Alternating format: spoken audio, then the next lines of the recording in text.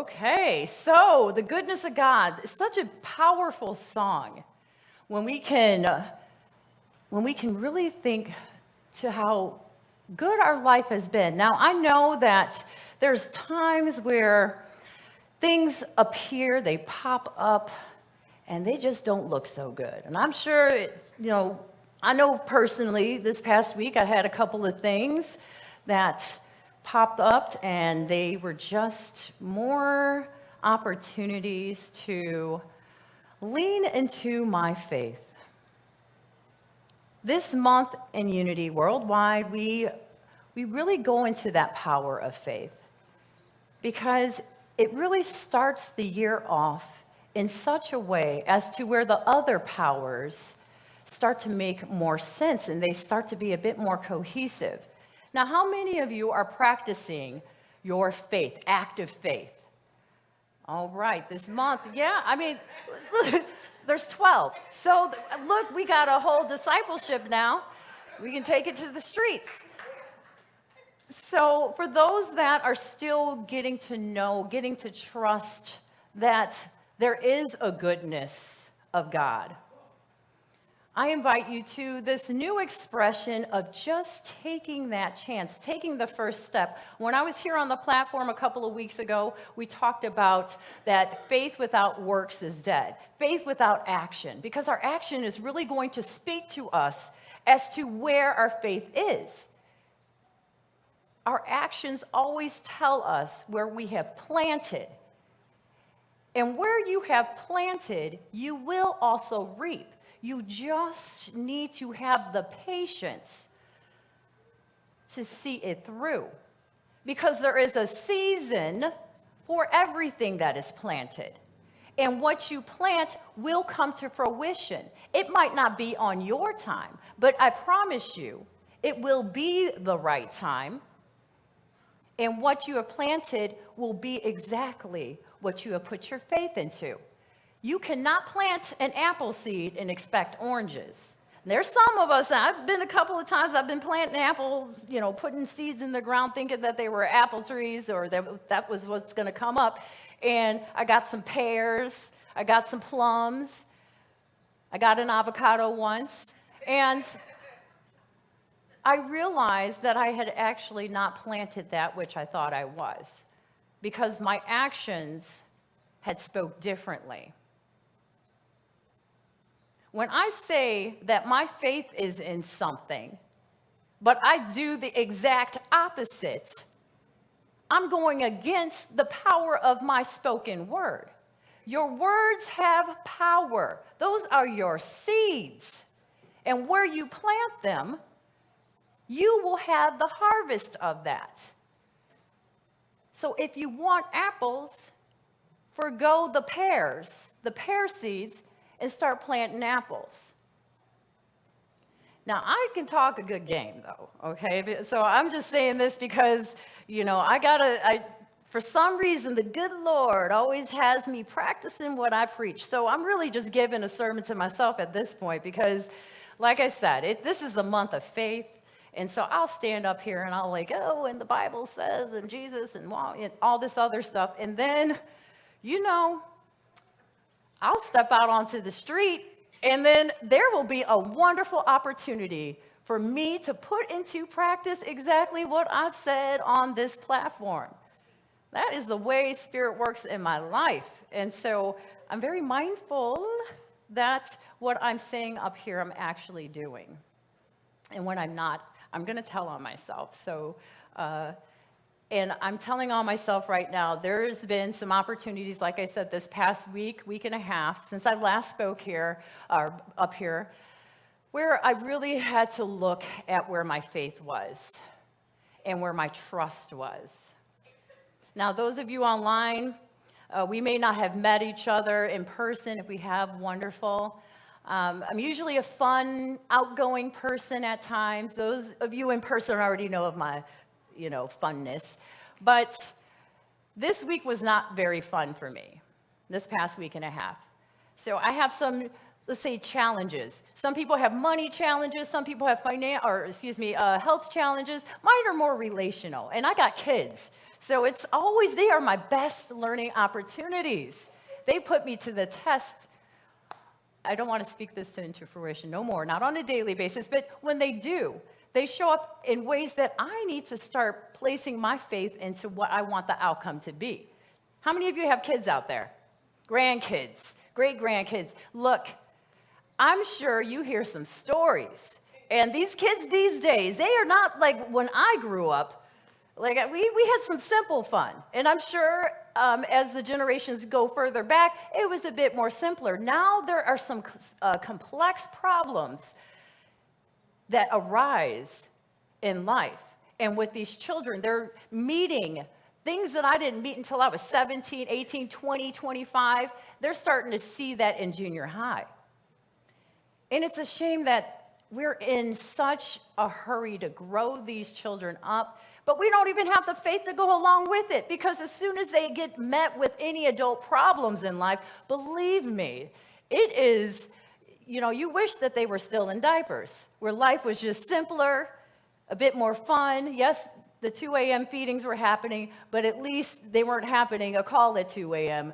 about where their whereabouts are. And not that my children are doing that, where I'm getting calls at 2 a.m. in the morning, but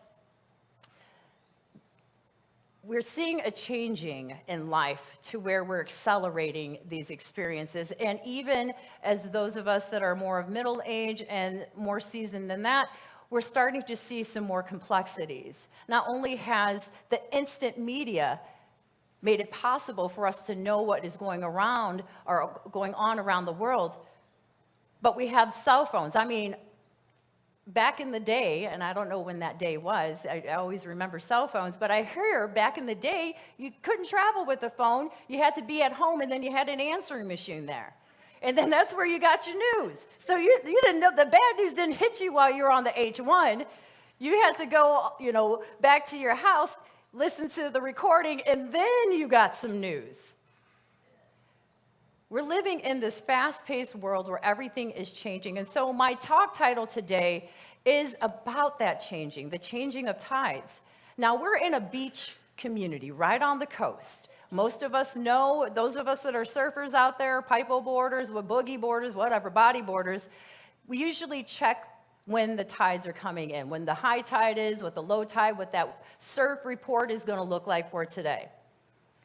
And depending on our skill level, we'll decide on whether or not we're going to go out there and catch a couple of waves.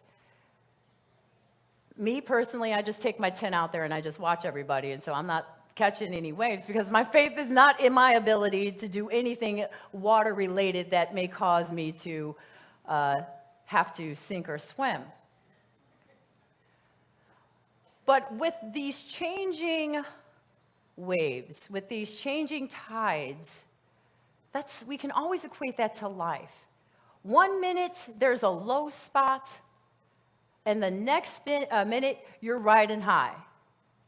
And for some, it can be something that changes moment to moment, depending on whatever your lifestyle is. Now, how many of you have a life that is more, let's say, generalized? It goes along day to day, kind of not the flatline life, but it has a little bit of a bump or an ebb and flow to it, and you don't experience many highs or many lows. How many of you are actually experiencing some major highs and some major lows in your life? Okay. Well, then this sermon is for you, okay? Everybody else that's living that good life, then continue on and keep us in your prayers, please. So those of us that may be experiencing a storm, let's say, because usually the water gets kind of rocky when there's a storm brewing. And for those of you and us that are going through a storm in life, we're called to lean on our faith. We're called to lean on God entirely. And this is not something that I take lightly, because this is something that I struggle with on a day-to-day. When these phone calls come in or when this problem arises, meeting the situation and then rising above it in order to find the solution. They say you can never solve a problem at the consciousness or at the level that created it. So we have to be able to stick to our guns of faith and just rely on God. I know that the appearance at times can be a bit concerning. And some of us are relying on our mother's faith, our father's faith, our teacher's faith, our friends, our neighbors, the news, or the doctors. And before we get into why there's another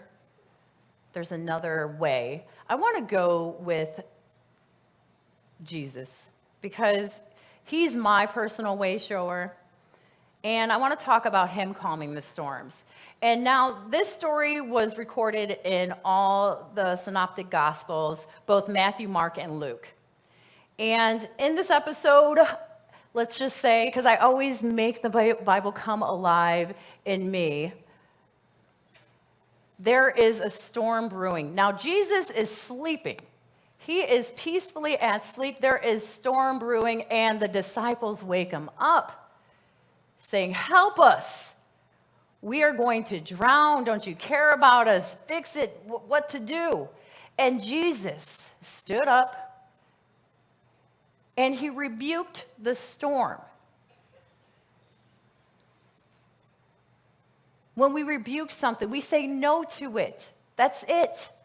And because he could command the storm, they were surprised, and the storm settled. It was peaceful after that.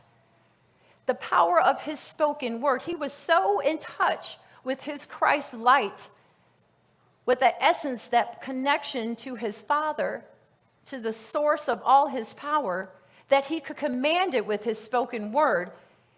And even, as the disciple says, even the wind and the sea, it all responded to him.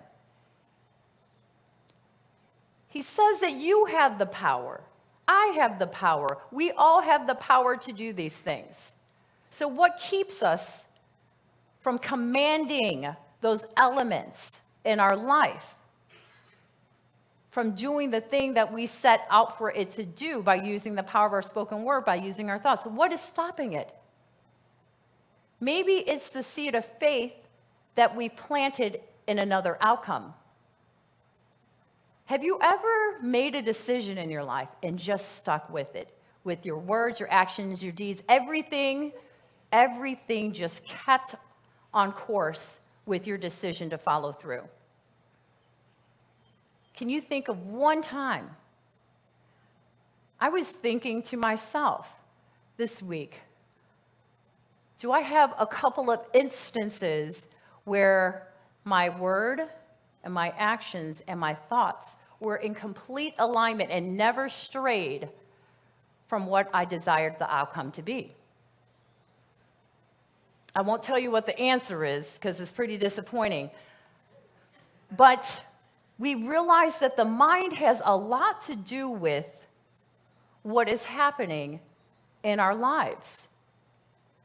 That it's almost like this stray thing that just, whenever anything appears and say, okay, I've commanded it, this will happen, I want it to unfold this way, but then a thought creeps in that's contrary to your word. Or another appearance happens that is contrary to what your intention was. And then we start to put our faith little by little into a different outcome. It happens, but it doesn't need to happen. When we look at the sages and the people that have come before us and have shown us what is possible with whether it's miracles or what have you, usually we see them sticking to what they say they were going to do.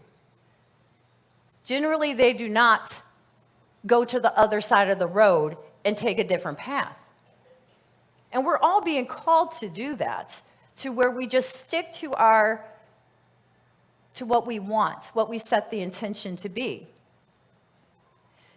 And then in another instance, we see Peter again. The disciples are out on a boat. It seems that they like to travel that way from time to time, even though at the time, the people there really didn't travel much by boat. But the disciples were somewhat cruising at the time. And then they came upon Jesus, who was walking on the water. And Peter, believing in the moment, he says, if you command me to, I will. And Jesus puts out his hand. And Peter goes out there and steps, and he is walking on water. His belief in that moment was that he could do it. But then a wind came. Sometimes the winds of our lives, maybe it's the economy, what CNN has reported, or Wall Street, or what have you, to where, oh no, it places doubt in us. The appearance of something against what we're trying to do suddenly comes about and springs forth. And we take our attention off of our intention, and we start to place it or misplace it into something else. And that's what happened to Peter. He said, I'm going to do this. Jesus stuck out his hand. He was doing it. A wind blew. And he started to sink, screaming, help me. Jesus grabbed him, placed him back on the boat. Whenever a strong wind comes into your life, whatever that strong wind looks like,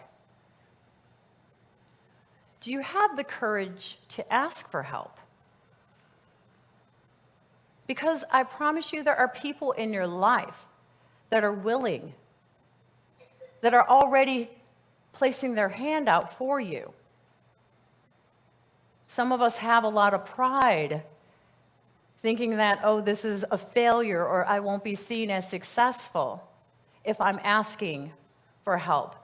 Let Peter be an example that even when we take our eyes off of our attention off of our intention, that there are still mighty companions on our path to help guide us, to help us, to lift us, and to place us back where we belong.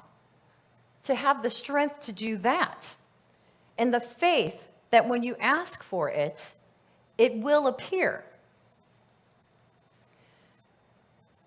So earlier I was talking about whose faith are you having or operating with? Growing up, we have probably listened to millions of messages, mixed messages. This is possible, this is not possible.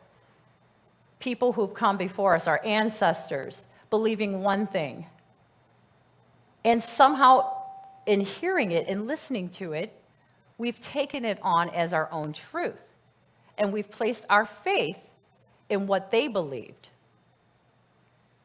What if we could clear the slate? What if we could start new? What if we could just operate with this pure, unadulterated faith that Jesus had? It wouldn't matter what the doctors told you. It wouldn't matter what the economists say.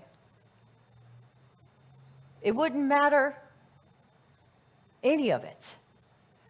How many of you know Joe Dispenza or know of Joe Dispenza? Now, Joe Dispenza started off, he was a chiropractor, and he also did triathlons. And he was actually, I believe it was 1986, he was in the middle of a triathlon on his bike, and he got hit by a truck. It broke 6 of his vertebrae. The doctors told him that he'd never be able to walk again and that he needed extensive surgery just to be okay. What did Joe do? He did not take the faith of the doctor and call it his own. He checked himself out of the hospital after a while, and for the next 12 weeks, he visualized his vertebrae coming together, his back being unbroken, lokahi, uniting again. He used the power of his imagination without surgical intervention. 12 weeks later, he was back at his private office doing chiropractic work, and he was training for his next triathlon. You have that power within you. There is nothing special about Joe Dispenza. There was nothing special about anyone who's used the power of their mind to heal themselves. There's also another individual, and this one I found on CNN, but his name is David Seidler. He's a British-American playwright who won an Oscar in 2011 for the original screenplay for The King's Speech. And months before he had, this is about a decade or 2 decades ago, he had been diagnosed, or a decade ago, he was diagnosed with cancer. Well, he underwent surgery to have it removed. Months later, the cancer came back as bladder cancer. And he decided that he was not going to. He said, you know what, give me 2 weeks, and then after 2 weeks, if it's not gone, then I will undergo the surgery. So he started visualizing, as he said, a lovely, clean, healthy bladder. He said, I spent hours visualizing a nice cream-colored, unblemished bladder lining, and then went in for the operation. And a week later, the doctor called me, and his voice was very strange. He said, I don't know how to explain this, but there's no cancer there. He says the doctor was so confounded, he had sent the original tissue, the one that had the cancer cells in it, and all of the reports from different labs said, yeah, this is a cancerous tissue. But when the doctor went in, there was nothing there. He had healed himself in 2 weeks using the power of his faith and his imagination. He lives today. He's 86 years old. And he's living testimony today, the power of the mind over all things.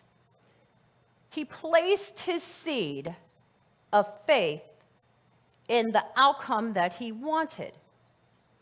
He didn't care that the wind was blowing this way, the changing of the tides, that suddenly he was cancer-free, but then he had cancer again. That did not matter to him. He says, I decided to just change my head around, to change my mind. And the moment that he changed his mind, his body had a corresponding result or action. We have the ability to change the tides in our life. Just because something appears, just because the doctor says, does not mean anything. What means the most and what matters the most is what you say it is. What is your mind? Has your mind been made up about the situation? Is your faith in the miraculous, or is it in the medicine? Is it in God, or is it in man? There can be a different outcome to any situation out there. The wind can blow, but we are called not to focus on the wind. The tides will change. They will. But if you keep your focus on what it is that you are calling forth into your experience, it will not matter if there is a rough wave out there. What will matter is what you've made your mind out and up for a situation to be, where you have placed your seed, where you've said your yes to and your no to, because we have the right, as Jesus did on that sea, to command the storm, as in some translations, he said, be quiet. In the storm, the wind stopped, the waves stopped. What waves are in your life that need a strong and firm command of be quiet, of stop? What area in your life do you need to, or do we need to, as a nation too? Do we need to change direction? It could be the collective, it could be an individual thing. Maybe you're in a relationship that no longer serves you. Maybe it's something to do with your finances. And for some, it might have something to do with their health or your health. That power is there. It's never been taken from you. You were given dominion over all things here. Do you have faith in that?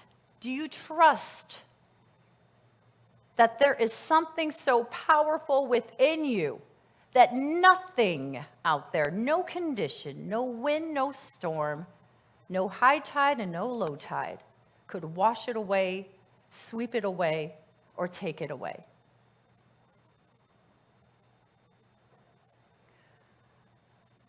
I want to give you an exercise to do this week. Whenever a high tide or a low tide comes into your life, a low, a lull, or something that seems, that it drives you to have a bit of anxiety, stop. Command it. Command it to do the thing that you want it to do. Use the power of your spoken word, first and foremost. Align your mind to what it is that you want the outcome to be. And anytime the wind blows or the mind starts to flicker and wants to go somewhere else, command it back to what you set your intention on. Just choose one thing in your life and see what that outcome is. I don't make a lot of guarantees out there. But what I can promise you is that you'll have a different outcome this time. I don't care how big or small the problem, the issue, the difficulty is. Apply the principle of planting your seed of faith, into the specific outcome that you desire. Use the power of your spoken word. Whenever your thoughts start to stray, bring them back on track. And watch for the positive. Expect a positive outcome because of it. Now, I invite you to just close your outer eyes as we take this time to breathe in deep through the nose and then exhaling. Calling to the mind the changing tides of our lives. Bringing one specific issue to mind. Commanding it to do what you called it to do. To take dominion over it. Knowing that you have the power. And breathing in again. And knowing that this week, when you command this situation, that you bring light and love, your seed of faith in the best outcome, that this is your season of excellence for your life. Let us take this into the silence.